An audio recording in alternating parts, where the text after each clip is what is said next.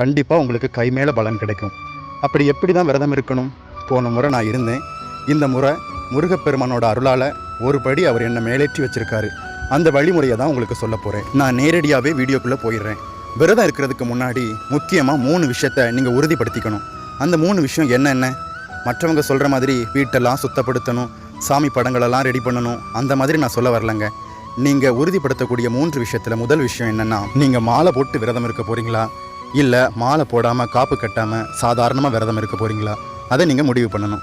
ரெண்டாவது, நீங்கள் சாப்பிட்டுட்டே இருந்தாலும் பரவாயில்ல, முருகனை துதிச்சிட்டு இருக்கக்கூடிய விரதத்தை கடைபிடிக்கலாம் அப்படின்னு நீங்கள் முடிவு பண்ண போகிறீங்களா, இல்லை ஒரு வேளை சாப்பிடாம பட்டினி விரதம் மாதிரி இருந்து அந்த வழிமுறைப்படி நீங்கள் விரதம் இருக்க போகிறீங்களா, அதையும் நீங்கள் முடிவு பண்ணணும். மூணாவது, 48 நாள் இருக்க போகிறீங்களா, 21 நாள் இருக்க போகிறீங்களா, 11 நாள் இருக்க போகிறீங்களா, அல்லது 6 நாள் இருக்க போகிறீங்களா, இல்லை கடைசி ஒரே ஒரு நாள் மட்டும் இருக்க போகிறீங்களா, அதையும் நீங்கள் முன்னாடியே முடிவு பண்ணணும். இந்த 3 விஷயம்